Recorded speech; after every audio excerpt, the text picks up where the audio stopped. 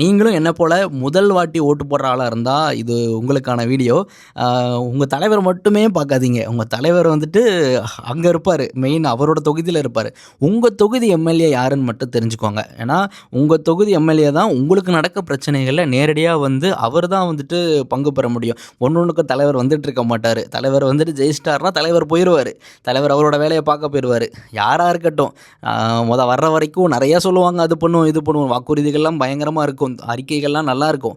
Once பவருக்கு வந்துட்டாங்கன்னா, அவங்களோட ஆட்டிட்யூடே மாறிரும். So, உங்களுக்கும் எனக்கும் கொடுக்கப்படுற ஒரு பெரிய ஒரு பவர். அது நம்மளோட வரி பணம் தான். நமக்காக ஒர்க் பண்ண போற நம்மளோட சர்வன்ட்ஸ், அவங்க கவர்மெண்ட் சர்வன்ட்ஸ். ஸோ, அவங்கள சூஸ் பண்ணுறதுக்கான உரிமை ஒரு தடவ தான் உங்களுக்கு இப்படி கொடுக்கப்படும். ரொம்ப யோசிச்சு தெளிவா வந்துட்டு பண்ணுங்க. நல்லா பகுத்தறிஞ்சு உள்ள மக்களா இருங்க. நெறைய ஃபர்ஸ்ட் டைம் வோட்டர்ஸ் இருக்கீங்க. ஸோ, ஒரு ஃபேன் பேஸ் பின்னாடியோ, இல்ல ஒரு குறிப்பிட்ட கட்சிக்கு பின்னாடி போயிராம, என்னென்ன பண்றாங்க, ஐடியாலஜி எப்படி இருக்குது, உங்க கையில குடுக்கலாமா அப்படிலாம் யோசித்து பண்ணுங்க. வாய்ப்பு குடுங்கன்னு சொல்லி நெறைய பேர் கேட்குறாங்க.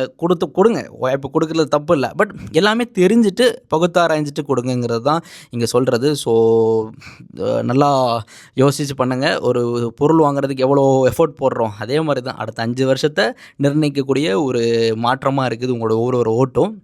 போய் மறக்காம ஓட்டு போடுங்க. ஓட்டு போடாம மட்டும் இருக்காதீங்க. நன்றி.